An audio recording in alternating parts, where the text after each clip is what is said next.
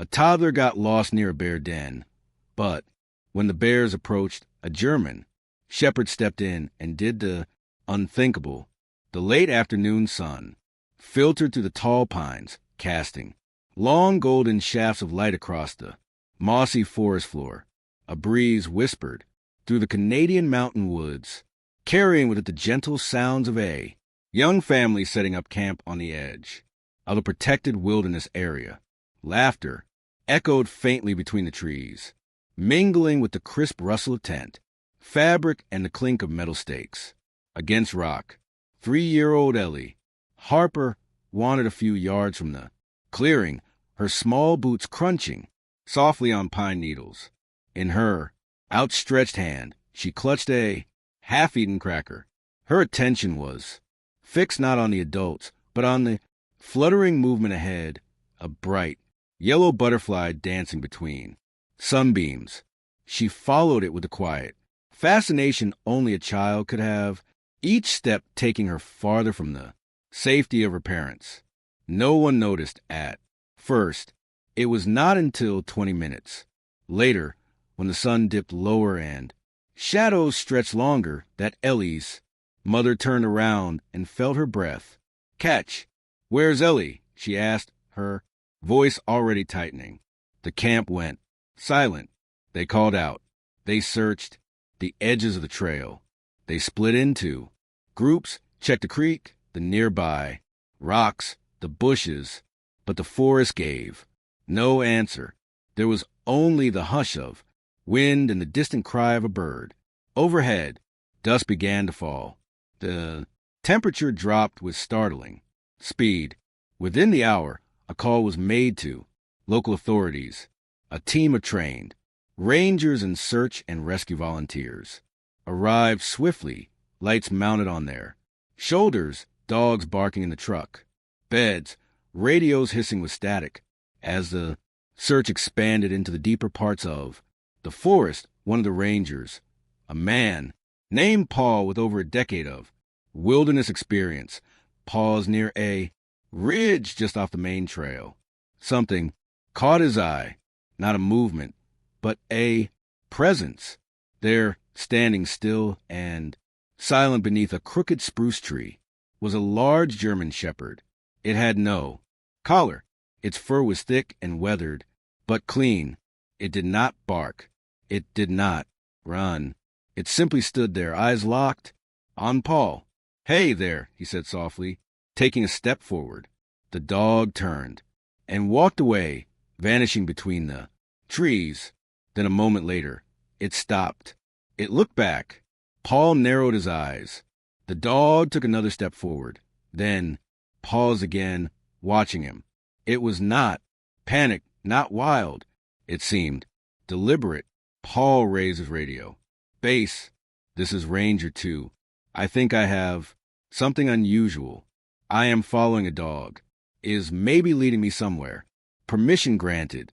He followed step by step into the deepening woods, guided by a stranger with 4 legs and amber eyes. The search for a missing child became something else, something none of them could yet explain. The forest grew denser as Ranger Paul continued, following the German shepherd through the underbrush. Each step deeper into the woods seemed to blur the line between order and wilderness, between the known and the mysterious. The dog moved ahead with uncanny focus, never straying, never hesitating, glancing back only to ensure Paul kept up. Behind him, the rest of the search team was fanning out across the southern perimeter. One of the senior rangers, Walter Greaves, a man in his 60s with silver hair and calm eyes, paused near a moss-covered log. He knelt and touched the ground with a gloved hand. A large paw print, much too large for a dog. "Bear," he muttered. Another ranger, younger and wide-eyed, leaned in. "You think?" Walter nodded slowly. "Looks fresh and heavy. Mother probably." The young man went pale, and the girl, Walter, stood brushing snow from his knees. He looked into the distance where Paul had disappeared after the dog. I don't think it's a coincidence, he said quietly. 10 years ago, something happened here. Something I've never told anyone outside the team. He stepped over a low branch and began walking, speaking as he moved. We had a trail cam set up near the western ridge after a big snowstorm. Just maintenance, nothing major. But when the footage came back, it showed something no one could explain. A young German shepherd, clearly lost, no collar, no tags, was wandering near a bear den. During a whiteout, the young ranger followed, eyes wide. But it didn't end there, Walter continued.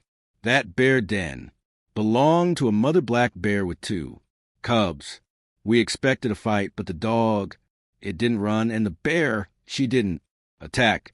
In fact, over the next few days, we saw something stranger than fiction. Walter's voice grew distant, almost reverent. They began to move together. The dog slept near the entrance of the den, even during heavy snowfall.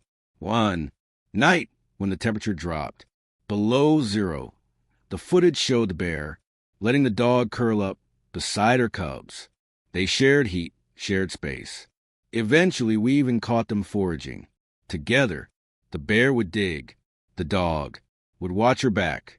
He stopped near an old fallen tree, placing his hand against its bark like it was an altar. And then one day, the camera caught nothing, just snow, no dog, no bear. It was like they had disappeared into the forest. We searched, never found a body. No prints, no sightings. It became a ghost story at the station. We called the dog the den brother. The younger ranger stared at him. Walter looked ahead toward the deepening woods. I never thought I'd see that animal again. But that dog, he pointed in the direction Paul had gone. It moves like him, carries itself the same way. Confident, wild, like it belongs to something more than just us. A long silence passed between them. Then Walter spoke again, softer this time. If that is the same dog and it's leading us somewhere we should follow, not far away. The radio on Paul's belt crackled. With static, his voice came through, strained but calm. I see something ahead, a small clearing, possible heat, signature. I think we're close. Walter closed his eyes for a moment. Then he clicked his radio. Stay with the dog, he said. No matter what you find. The trees parted slowly as Ranger. Paul stepped into a clearing unlike any he had seen before. The terrain sloped inward gently, forming a shallow bowl of mossy earth and weathered stone. At the far edge of the hollow sat a smooth, crescent-shaped rock formation, part natural wall, part shelter, a place known in ranger maps as a potential bear den, but rarely visited due to its remote location. It was there, nestled beneath an outcrop in the quiet center of the hollow, that he saw them, a child, a dog, and a bear, 3 forms, breathing in rhythm beneath a canopy of snow-laced branches. Ellie lay curled in the thick fur of the German shepherd, her tiny hand resting against its side. Her cheeks were flushed pink from the cold, but her breathing was steady. Sasha, if that truly was her name, lay utterly still, her body wrapped partially around the girl, keeping her warm, and 10 feet away, sprawled in the shadow of the den wall, was a full-grown female black bear. She was massive, her dark coat dusted with pine needles and melting snow. Her head was resting between her front paws. Her eyes were open, alert, but she did not move. She simply watched. Ranger Paul froze. Behind him, Walter and 2 others reached the edge of the clearing and stopped dead in their tracks. The air shifted, a moment balanced on the edge of chaos. No one spoke. No one breathed. Too loudly, Walter stepped forward. Slowly, carefully, boots crunching snow, like an apology. He raised one hand, palm outward. "It's her," he whispered. "It's Sasha." As if in response, the dog lifted her head. She did not growl. She did not bark. Instead, she turned to Ellie and gently licked her cheek. The girl stirred, eyes fluttering open. She looked up at the dog, then the bear. Then, without fear or confusion, she smiled and said softly, "Doggy." The bear's eyes shifted. Her massive head turned slightly. She stared at the girl for several long seconds. Then she blinked, lowered her gaze, and turned, her head away. A gesture, a permission, like a quiet blessing from a forced no. One could name. Sasha stood slowly, careful not to jostle Ellie. She took 2 steps back, then looked toward the rangers. Her ears flicked her tail, moved, and she stood waiting, not like a pet, but like a guide. Paul stepped forward, inch by inch, until he reached Ellie. He knelt beside her, tears forming as he gently touched her hand. "We found you, sweetheart. You're safe." She nodded and pointed toward Sasha. "She stayed with me." Behind them, one of the younger rangers moved suddenly, reaching for his sidearm. The glint of metal flashed in the dim light. Sasha let out a sharp guttural growl and sprang forward, not to attack, but to stand. Between the ranger and the bear, her body rigid, her eyes locked on his hand. The bear tensed. Paul raised both arms. "Stop. Do not move." The ranger froze, eyes wide. Walter moved faster than anyone expected for a man his age. He stepped between them, grabbing the younger ranger's arm. "Put away," he said. "Now." The forest held its breath. Sasha's growl softened to a low whine, eyes filled with something deeper than fear, something closer to pleading. "Do not ruin this. Do not break what we are, only just beginning to understand." The ranger slowly holstered his weapon. Silence. Then Sasha turned. She walked to Ellie's side one last time, nudged her hand with her nose, then stepped away into the shadows of the trees. The bear did not follow. The forest exhaled. Walter knelt beside Paul and the girl, brushing snow from her coat. She was never lost, he murmured. She was found long before we got here. Together they lifted Ellie into warm arms. They carried her out of the clearing, leaving behind no words, no explanations, only footprints and a quiet echo of a trust never spoken aloud. The trail back to the ranger base was long and quiet, broken only by the crunch of boots on frost-covered earth and the occasional chirp of winter birds overhead. Ellie rode, bundled in the arms of Ranger. Paul, wrapped in layers of fleece and warmth. Her eyes were wide open now, bright, curious, but not frightened. She glanced over Paul's shoulder again and again, searching the woods behind them.